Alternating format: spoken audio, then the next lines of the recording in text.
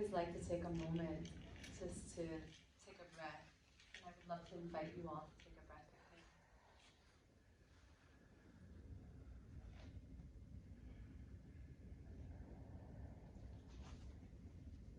Thank you. So welcome to Reclaiming Proserpina, Sicily, Sexuality, Somatics, and Psilocybin. It really is an honor to be here at Southern Connecticut State University for your 24th Women's and Gender Studies Conference. This is my first Women's Studies Conference as a first-year master's student, so I just want to acknowledge that. But not my first conference or talk. I've been talking around the country and world even for a long time on different topics around sexuality, somatics, and psilocybin. So in this short time, I'm going to lay the foundations of my paper, which is just really the beginning of a larger body of work, and then offer a somatic-based interactive workshop. So I hope that you all stay for the ending of this so that we can all come in together into a grounding. So this is a photo of me at 19 on my very first trip to Sicily. My grandparents flew back from the United States, and I was living in Spain at the time. And this is my mom and my nonna Lucia's town called Valgonera Carobipi. And this is really at the top of the town. There's this mosaic Stations of the Cross, which is this Catholic religious piece. So remember this image, and you might see it again a little bit later. So, thank you.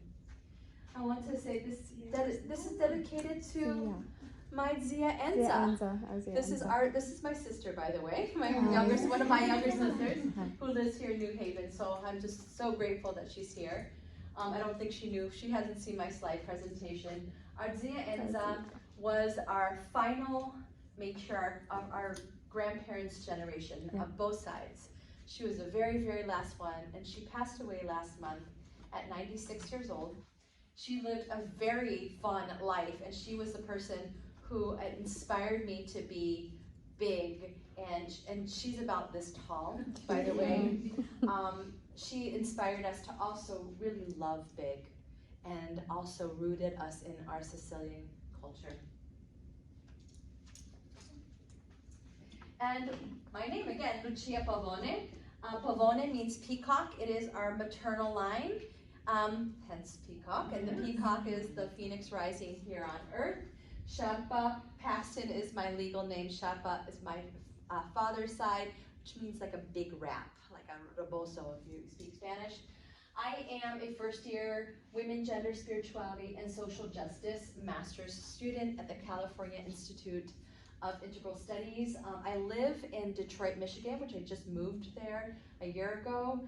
And ironically, I'm taking in school in California, online. This symbol you're going to see throughout. This is the Sicilian Trinacria, which is a three-legged symbol. They say it represents the three sides of the island, but those of us who know better, it represents the triple goddess. And Sicily is originally a goddess island, and in the middle of this symbol is Medusa. So we're not going to talk too much about that, but I wanted you to notice that. I want to give special thanks to Dr. Laura Truxler. She is the person I wrote the paper for. Her class, Gender, Sacred Sexuality, and Healing, she encouraged me to write this paper and use it for this conference. My academic advisor, Dr. Alka Aurora, she told me about the conference and pushed me in this direction, and also our department chair, Dr. Annette Williams, who's amazing. My mentors, Amber Jayanti, Baba Murubaki, Alessandra Belloni, and the late Dr. Juan Acosta-Urquidi. I think it's important to acknowledge those people who have given us such beautiful knowledge, because this knowledge is not necessarily mine, but I am part of the lineage of all of these. Okay, quickly, who am I? I am a pleasure instigator and permission granter. I'm a somatic sex educator, meaning I work with the mind, heart, body, and spirit. The soma is the living body. I'm a sexological body worker, so I work hands-on with myofascial release, inside the womb, outside the womb, all genders. I'm a mushroom strega. Strega is kind of like somebody in the village in Italy or Sicily that's like a witch, a medicine person, which was passed down through my lineage. And I am a world traveler, speaker. I'm a teacher, teach high school Spanish for 30 years, and well, off and on for 30 years. Homeschool mom, tarot reader, photographer, have a business in photography for many years. And the most important one of all of those is I'm a mother to a 23-year-old beautiful daughter, adult daughter. So, as a first-generation Sicilian American queer woman, my relationship to psilocybin mushrooms and my ancestral lineage have really resourced me and the way that I utilize this, what I call sacred earth technology, i.e. psilocybin mushrooms or psychedelic mushrooms, within my practice as a somatic sex educator. Now, we don't learn about mushrooms in somatic sex education, so I want to preface that in my studies with Institute for the Study of Somatic Sex Education for 4 years, they don't teach you about psychedelics, okay? So have to make sure to say that. Oh yeah, quickly, the stories along the way. 2018, I led a retreat in my ancestral homeland of Sicily called Surrender in Sensual Sicily, where I got to take a trip to Palermo at the Museo Archeologico di Palermo, and I was taken around by the only female archaeologist in a private tour of all the ruins of the Temple of Demeter. And here is, in this particular, she said that these were actually at the top of the temple. Demeter is Persephone's mother, Proserpina's mother. Persephone and Demeter are feeding each other mushrooms in this. So I just wanted to let you know that.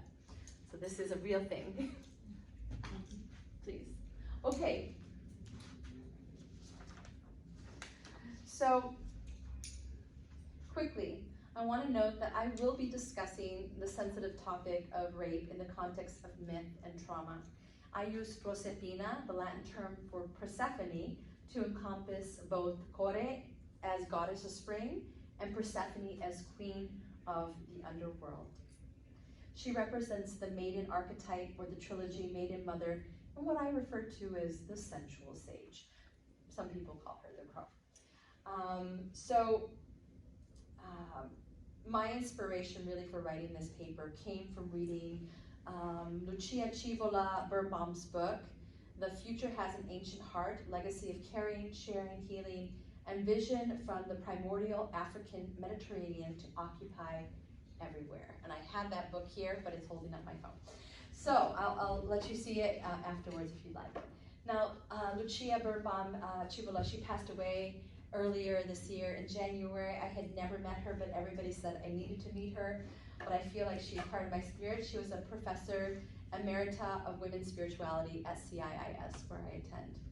My research also was asked of me by my ancestors. So beyond academics, this is a spiritual journey for me. This is my personal reclamation, and it comes from my 30 years plus of healing my own sexual trauma and learning to play again. So,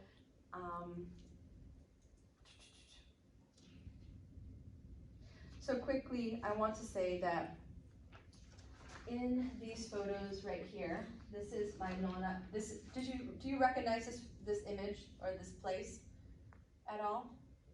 So from the very first photo, right, you could see right up here, I was standing there.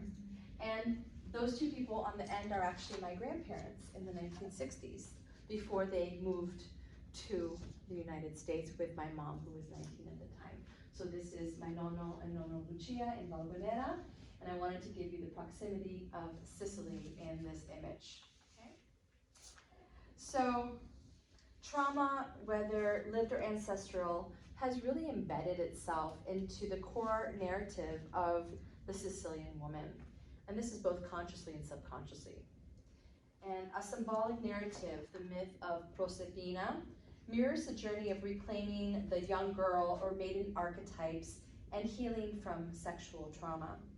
Now, by exploring the symbolism and themes embedded within this myth, we gain insight into the transformative potential of reclaiming Proserpina, which is the maiden archetype. And I propose that the alleged rape of Proserpina at Lake Pergusa in Enna, Sicily, which is located 19 kilometers from where my mom grew up.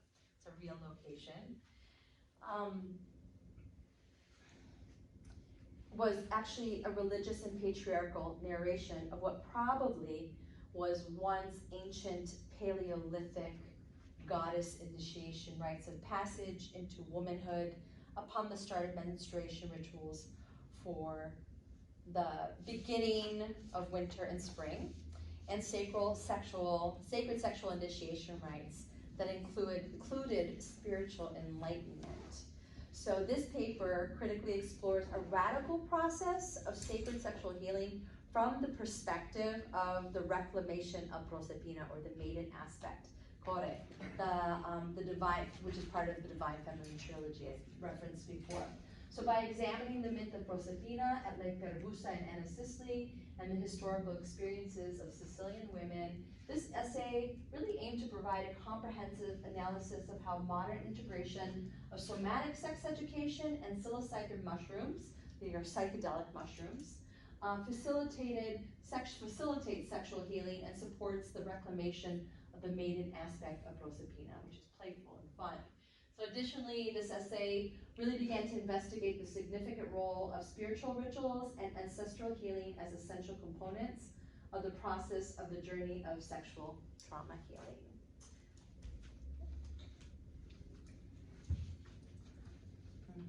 So, by a show of hands, how many people know about the myth of Persephone, or Proserpina?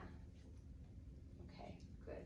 All right, so for those of you who don't, I'm going to give a brief overview, and maybe you might even, as you're listening to it, perhaps you're from a different lineage, and maybe you might actually have heard something similar in your own diaspora, okay? The Greek Homeric hymn to Demeter eloquently frames the alleged rape of Demeter's daughter Proserpina being taken against her will by Hades to the underworld. The hymn alludes to a prepubescent girl playing with the earth. She, Persephone, was having a good time, along with the daughters of Okeanos, who wear their waistbands slung low. She was picking flowers, roses, crocus, and beautiful violets. Up and down the soft meadow, iris blossoms, too she picked, and hyacinth. And the narcissus, which was grown as a lure for the flower-faced girl by Gaia, her, all accompanying the plans of Zeus. She, Gaia, was doing a favor for the one who receives many guests, Hades. Now the hymn continues, evoking an innocent Proserpina who reaches down to pick up the narcissus and possibly an entheogenic plant, something that's mind-altering. And suddenly the earth opens and Hades comes out riding on his chariot and sweeps her out from down to the underworld. And to no avail, Demeter, her mother, the goddess of the harvest, calls upon Zeus, who was in it all along, of course. And enraged and frantic, Proserpina's mother makes the land barren, so nobody got food. Everybody went hungry because her daughter was in the underworld, creating famine, right? So Hades agrees to release Proserpina, but before returning to the earth, she eats sacred pomegranate seeds, binding her to the underworld for part of the year. And this is how we get the seasons. So, Rigoglioso, and I'll give you the actual bibliography at the end. With its, says, with its oozing blood-red seed-filled interior, the pomegranate is an obvious menstrual image. Moreover, pomegranate skin was well known as a birth control agent, at least as far back as archaic times, or Greek times. So once a goddess island, that was the playground for the Kemetic goddess Aset, or as we hear her in the Greek term Isis, Kemetic meaning Egyptian. Sicily was home to the indigenous people who once had a goddess-based lineage, as many Paleolithic societies did. Now, as Sicily eventually came under the influence of the Roman Catholic Church, indigenous rituals were reformulated through patriarchal and religious lenses, shifting how Sicilian women were viewed.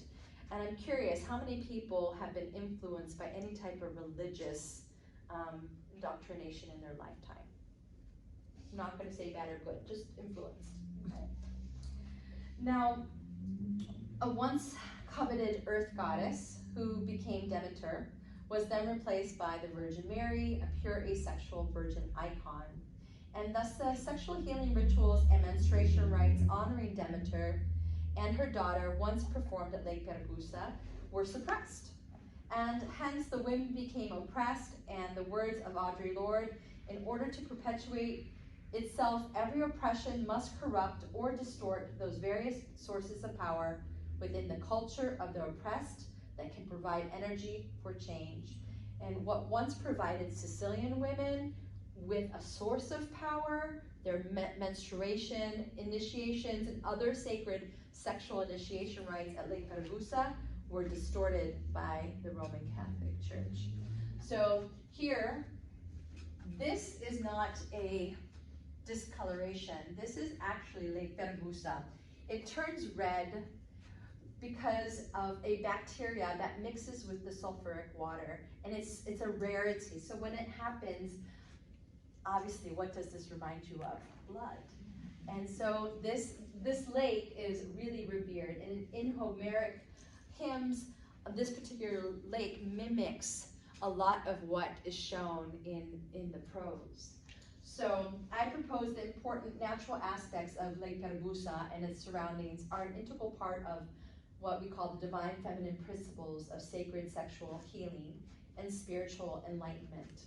And this is really genderless, so I want to name that. Lake Pergusa represents an alignment between nature, culture, community, mystery, soul, the universe, body, mind, emotions, and spirit, which are really at the core intertwined with the aspects of the soma, the living body. Okay?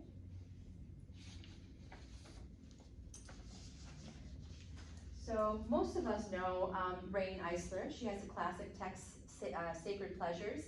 And here she writes, sexual imagery goes back more than 20,000 years to Paleolithic or Old Stone Age. And Sicily is known to be home to Paleolithic caves and ruins everywhere. And more are being found day by day. So in Pleasure Activism, author Adrienne Marie Brown shares her lived experience of learning to drop into her body and feel herself from within. Her studies with generative somatics offered her ways to connect to her body and feel collective trauma, be with her pain and pleasure, and even feel her memories. She says, we are entire systems, wired for pleasure, and we can learn to say yes from the inside out. So as a somatic sex educator, I have experienced firsthand how this type of rewiring of the body through our pleasure really supports us to reconnect on a new level through the vagus nerve, through our feet, through grounding into the earth. And it supports us to connect to our biological rhythms. So people who do bleed, many people are told not to connect to our menstrual cycles. And people who are of my age who no longer bleed, we still have rhythms. We still flow, even more so, actually. So for those of you who are in your 20s, I just want to uplift that and say this is the time to track and learn and embrace your natural rhythms and cycles so that as you age and your pleasure, and sexual trauma is one of the pieces that really blocks you from understanding those cycles. And so, when I'm working with women in their 40s, 50s, and 60s who have never had an orgasm or never even looked at their genitals, I just think about my daughter and I'm grateful that I can be like, here's the mirror, honey. Like, go enjoy and look. So this image, this is my old cat, my kitty cat, Oro, and I use watercolors as my way to really embody my integration of my healing. And yes, that is a picture of a vulva, and I think it's really important to share these images of like how they connect with us, especially if you're in women's studies programs. Beyond theory, there's practical application of how you can use some of this theory. Okay?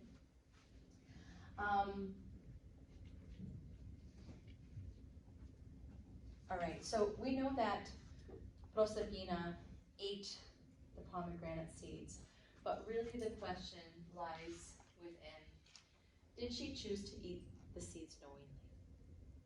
Did she choose to eat them knowingly? Could the Homeric prose possibly be pointing to ancient sacred sexual goddess rites?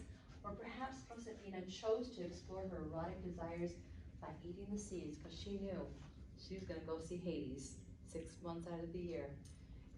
And maybe she actually wanted to go down into the underworld and rejuvenate with her lover. That is a way to reclaim your joy and pleasure, for sure. So now, in what ways do the modern somatic practices align with ancient Paleolithic rituals that were performed at Lake Pergusa? Now, how might they offer sacred sexual healing for the modern Sicilian woman and whose ancestral line was persecuted and made to live under patriarchal Roman Catholic umbrella? And are these modern somatic tools newly invented, really? So when a person experiences sexual trauma, the memory is actually imprinted in our fascia and in our muscles. So a lot of times people go to cognitive therapy to talk it through, but we're just re-imprinting the thoughts into our bodies. You know, our body's autonomic nervous system comes through and says, hey, I don't care where you are. If I hear something that triggers me, I'm gonna go for it before you even know. This is called amygdala hijack. And so, you know, like I said, studies have also shown that this trauma from our ancestors is passed on epigenetically. So from the mother's line down to the child, down to the child, down to the child, up to 13 generations, forward and back. So as it's passed on epigenetically, this trauma, sometimes things happen and we're like, is this me? Is this somebody else? And there's different types of trauma that are passed on. Sexual trauma, ancestral trauma, racialized trauma. But I like to say, for as much trauma that is passed on, there is that much wisdom that is passed on as well. So this is an opportunity to really tap into the wisdom to support that sexual healing and ancestral healing. Oh, and this is my studies with the Black Madonna with Alessandra Belloni in 2022. She came to Hawaii, and we all met out there. And ancient dances in Sicily, in southern Italy, purged the tarantella, the tarantula, out of the womb and unleashed the web. And so we learned, let me just show you quickly, which I'll introduce in a little bit. This is the traditional drum of Sicily, and it's also a North African drum. So all the beats are actually North African because we have a very deep North African lineage. So you'll hear a little bit more of that in a little bit. And this is one of the many beautiful Black Madonnas that are throughout the lands of southern Italy. This one's actually in France. But in Sicily, we worship the Black Madonna, who is a representation of Aset, because it is, after all, Isis's island, Aset's island. Yes?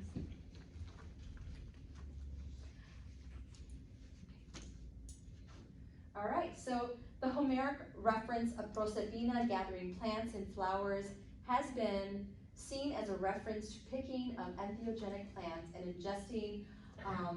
ingesting of which propels Persephone's journey into the underworldly realms.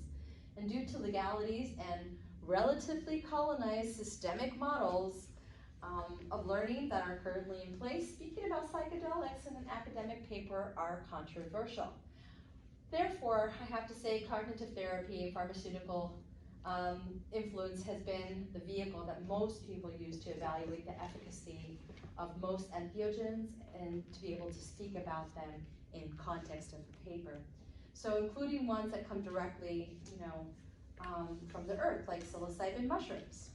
So what I want to say is modern cognitive therapists and psychedelic organizations such as MAPS encourage the use of psychedelics like psilocybin mushrooms within clinical settings for trauma healing. Now, I don't agree or disagree, but that's not the model that I particularly use. I tap into my ancestral roots, and I tap into my Nonna Maria and my foraging skills and her love of the fungi, the mushrooms, and all the herbs. So that's my lineage that I take with psychedelic mushrooms. And so I'm not a therapist, and for me, mushrooms in a clinical setting are not the way I would prescribe them. I wouldn't prescribe them at all. I would encourage somebody to choose and be called to this sacred earth technology. But, so when speaking about shamanism, using entheogens for healing and spirituality is integral in this practice. The initiatory rites of the Lucias, which were performed in Sicily at Lake Pergusa, potentially, and because there was a big cult of Demeter right by there, Persephone's mother, they were passed on through indigenous inhabitants of Sicily. There were actually 3 indigenous tribes of Sicily before we were colonized by everyone in the Mediterranean and beyond. So many scholars contend that entheogenic use was really part of these rites. And I agree with Rigoglioso when she suggests that such mystery rites, both at Enna Pergusa and Greece, may have originated in more remote times in the lands of female initiatory rites, in which women may have used the sacred medicines they discovered and developed through their intimate work with plants. Now, in conclusion, the reclamation of Proserpina by a Sicilian woman is one path of healing ancestral and sexual trauma, and understanding the complex historical life of Sicilian women really has helped to understand the significance of reclaiming Proserpina as Core, her original maiden form, and the Paleolithic representation as a goddess of the spring. Now, through the examination of the myth of the famed rape of Proserpina at Lake Pergusa in Enna, Sicily, it was shown that Paleolithic goddess initiation rites and passage were performed there. Also, sacred Eleusinian mystery rituals brought by Greek colonization transformed original coming-of-age shamanic practices and goddess rituals and seasonal celebrations into sacred sexual entheogenic rituals. So finally, this essay explored how somatics and psilocybin, while radical in modern times, are really viable options for navigating a sexual healing journey as evidenced in ancient Paleolithic and Eleusinian mysteries. Now, this model is not in my paper. You guys are getting this first because this is my final project. I'm looking for feedback, right? So this is my model of the next part of my work. So I did not speak about this in my paper. And what if the path of healing sexual and ancestral trauma included methods that seemingly look new but are actually ancient methods? Now, we're going to do an exercise in just a moment together called Rooted, but I wanted to share this model, Healing Sexual and Ancestral Trauma, Ancient Methods for a Modern World. In the center, centered more than anything, is your specific lineage and your ancestral path, genetically, and through your experiences and memories and things that you know consciously. Now, you can see this is not a linear path, right? This is combined, and all or some or none, but they're not compartmentalized by all means. We have sexual and sensual pleasure rituals.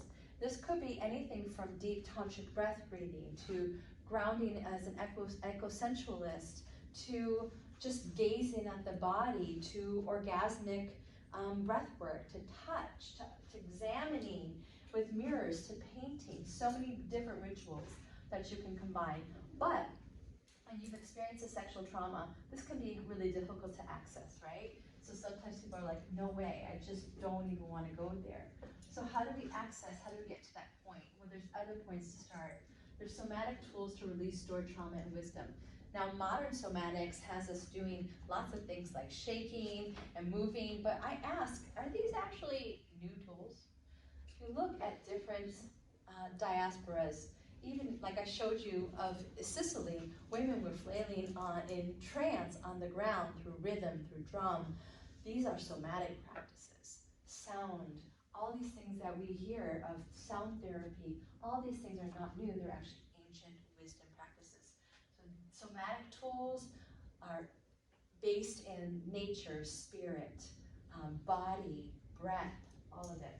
Now, psilocybin mushrooms for spiritual connection, but not only that, for repatterning of the vagus nerve, for coming back into connection. So if you look at, does everybody know what mycelium is? Mycelium is like the web that connects the trees around the whole globe that allows trees to talk to each other. From the mycelium grows. Fungi are mycelium. They're the fruit of the mycelium. Now when fungi grow, whether psilocybin based, psilocybin is a psychedelic that activates the pineal gland, okay? This is what the Eye of Horus, if you've ever seen the Eye of Horus in Egyptian hieroglyphics, that a pineal gland actually looks like Eye of Horus, right? Yes. Right. So now combining these three, and this is just a basic outline. There's so much more detail that goes here. I'm not going to go through the whole process, but I personally use this method with my clients. And the great thing about being an academic is that I'm coming to it from 20 plus years of being a practitioner and using these models, and 30 years of using entheogens and honoring all these places. So it's time to actually bring them together, because this now going from just theory, feminist theory, to practice, like that is what the big question is. Like, why are we doing what we're doing? Why are we just learning about what people are saying without actually shifting the collective consciousness? Now this is best done truly in community. So I would love to invite everybody, there's no pressure, to come stand. I'm going to bring out my little altar. I'm just trying to keep it steady. Now, I collected these shells here in New Haven with my sister, and the flowers are from yesterday. I'm going to take my little drum. Thank you for being so open. So we're going to, I'm going to invite you to do an exercise called Rooted. Now this is a somatic exercise. Now in this exercise, it's very basic, but very potent, because it allows us to enter all of the elementals of Lake Pergusa, the flowers, the earth. And usually I do this without shoes, but for sake of time, for just being here in the front, is it okay if we just do it? Yeah. So I'm gonna do whatever feels best for you. I'm not gonna say no. I tell people all the time, especially people with clitorises, that you should not wear underwear or shoes, because you're messing up the energetic spiral that connects us to the deep earth. So at least once a day, get rooted into your piece. Now I'm just going to say things might come up, and if that feels like too much, I'm going to invite you to do some somatic tools like shaking, putting your hands on the ground, sitting. Allow whatever to come up, okay? This is a brave space. You create your own safety. I cannot create that for you, but I can support you in honoring. You don't have to wash it away here, okay? You don't have to pretend like it doesn't exist, because at some level of awareness, it exists in all of us. And if it exists in you, the person next to you is feeling it all through the day. Right? And you're feeling it too, consciously or subconsciously.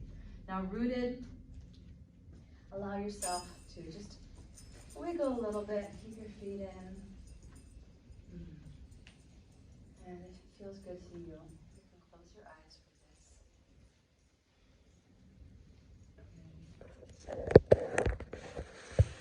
Pause your breath. And firmly feel your feet planted on the ground.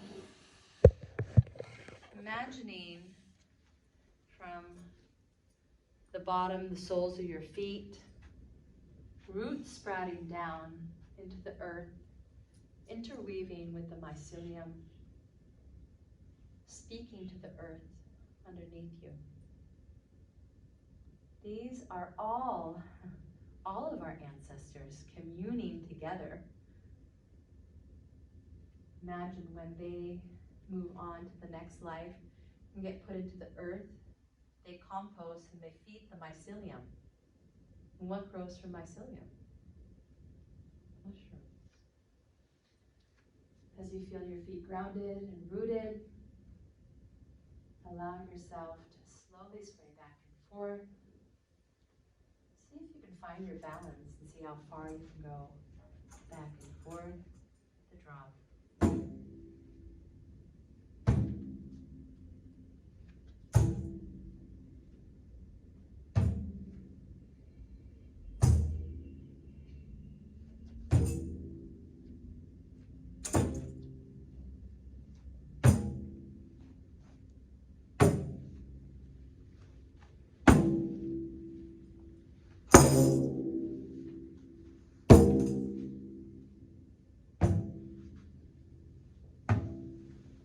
Allow your body to sway.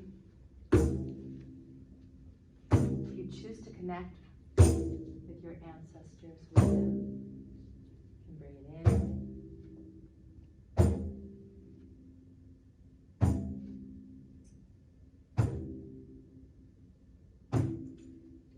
Ask that wisdom, how can you support me? Heal my body. Heal my heart. Heal my mind. Now breathing from your lower dantian, which is this lower diaphragm. Slowly breathe in. Hold for 2. Feel it in your crown and release. 2 more times, breathing in. Holding, releasing.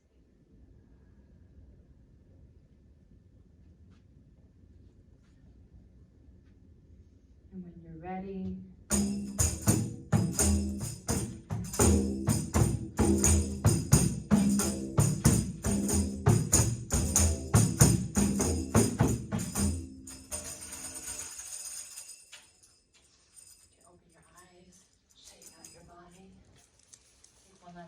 in, release with that. And this last one, when you breathe in, you can release and go down to the ground. Breathe in. Go to the ground. Hold for a moment. Feel your center. Come up. And you can have a seat. I would love to hear from you. If you're open to it, maybe 1 or 2 shares of how you experienced. It's a quick somatic exercise that maybe would have been a ritual at Rusa, a beautiful maiden ritual. I haven't had Reiki done in a while, but I often do, and it's something very special to me, and something that I noticed was I really centered, like, you know, and yeah, so I thought that was really cool. Beautiful. I went on a Black Women's Retreat in Costa Rica in January, and they did somatic dance, which was new to all of us. Yeah. And it was interesting to see, like, a lot of it I was closing my eyes, and then afterwards it was like, you're doing a lot of African dances. I was like, I don't know what I was doing.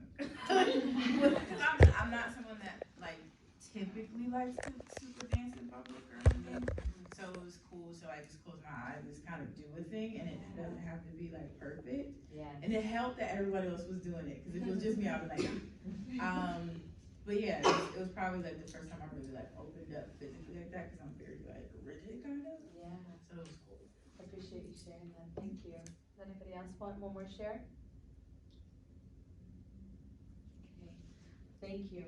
So, next slide. So, how do we do this in community? These are, that one slide didn't come up. That's okay. Sacred Bliss Goddess Soiree.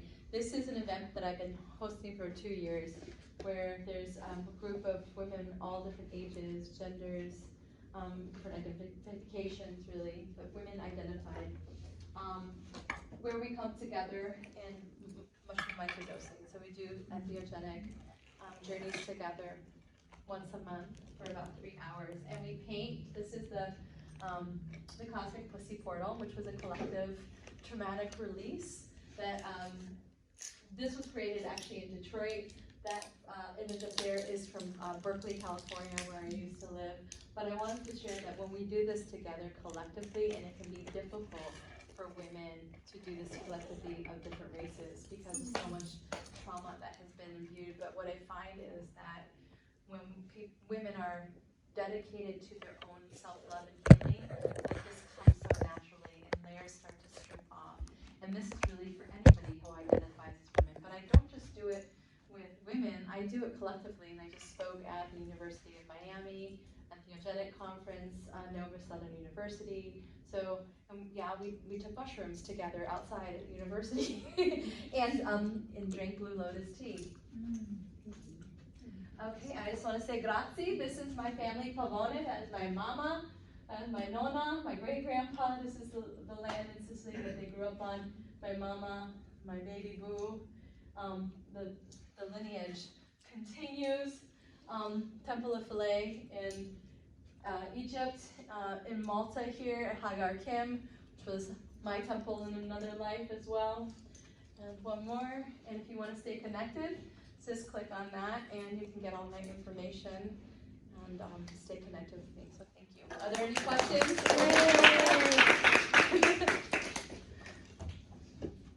Yes. Something I was curious about, especially when you said that, you know, a lot of people who have experienced sexual trauma, when they see an exercise, like that's kind of, or a ritual that's engaged in pleasure, it's a big, like the wall goes up. I was gonna ask, since, you know, part of that trauma is sometimes being, like, you know, kids learn there's a good touch and a bad touch, you know? Yes. And so, if pleasure is ever used as a weapon, like during abuse, because our bodies just respond the way that they're meant to respond, you know? Absolutely.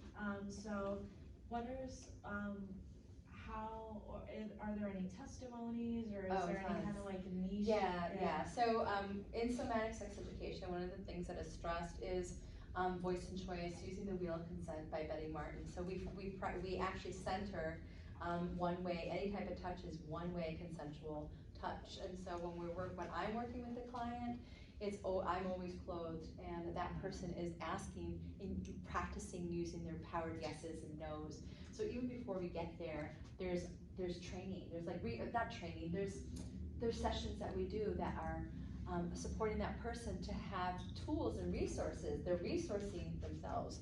People have to learn how to resource themselves. Most of us aren't resourced whatsoever. Most of us are stuck in our logical brains, right? But trauma's stuck in our pelvic muscles. So there's this catch-22, damned if I do, damned if I don't. So if I don't actually engage this area, how am I going to heal? But there's a bypass, right? That is through understanding the vagus nerve. And so there's a lot of different tools, whether it be Reiki or tapping, EFT, EMDR. My favorite really is psilocybin mushrooms. Now, it's because it suddenly reboots the nervous system and you go online again. So most of us are walking around completely in atrophy. Our nervous system is numb. And so what psilocybin does, this is a generalization, and I'm not a medical practitioner, so I want to say that. My sister is a nurse, so you know, I want to put it out there. We have, you know, so, you know, if you are on any type of medications for psych meds, that can also block the efficacy of psilocybin mushrooms. But I have effectively weaned off many people off of their mind meds and had them come back into healing of their bodies, and plenty of testimonials, and I send them out. There's certain people I'm like, yeah, I just call this person. You can, you know, as a one-on-one basis. But this is something that's hard to research, right? Where are you gonna, you know, it's subjective. Sexuality and pleasure are subjective, but this kind of work, it's not even work to me. It's really ancient wisdom, and this is what I was saying earlier in that model. Is this really new, or is this really coming back to our ancient roots?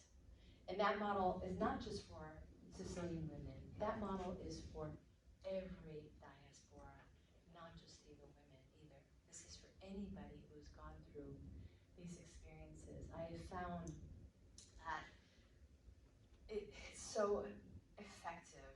It's so effective.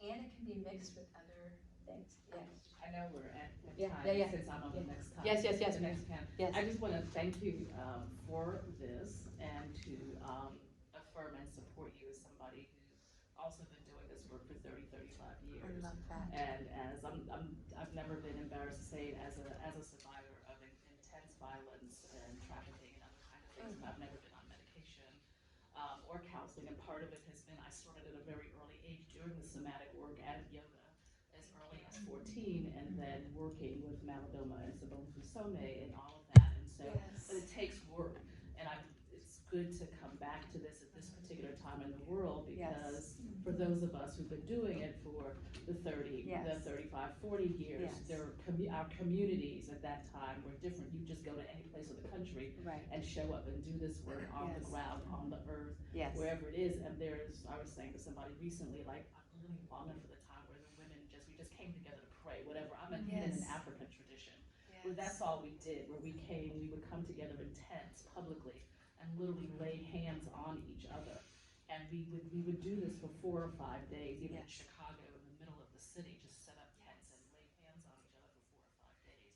So I just want to affirm that and to, you know, thank you for the work and doing the work, because there is a bypass. Like, we can do this in the academy, but it's stuck in your body. It's stuck in your body. It's stuck in the body. Yes. So your mind will find many ways to override it, to bypass it, to anger everything, but the body, right, in approaching it. So I want to thank you. Thank you so much for that. Thank you so much for that. And it's true, you know, laying hands, we've done this in New Orleans.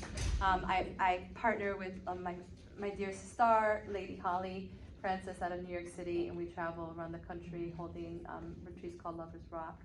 But when we are together as women, we need this for each other. So we do this. Like, this is just our way of being, right? It's not like a planned anything. And I encourage you, this is not something you have to come to me for, but as you start to learn, you start to have, you know, that feeling of trust within yourself, to find your sister tribes, right? Find your tribes of people. Who are they? Who do you feel comfortable with? And do exactly this. So, thank you. And please take a shell on the way out. As I picked them from the down at the water, right off of the sand, and I brought them here for this, just to remember. Yeah, isn't that beautiful? Thank you. So much of my history for my earth walk, Melissa Larimer, comes from a long history of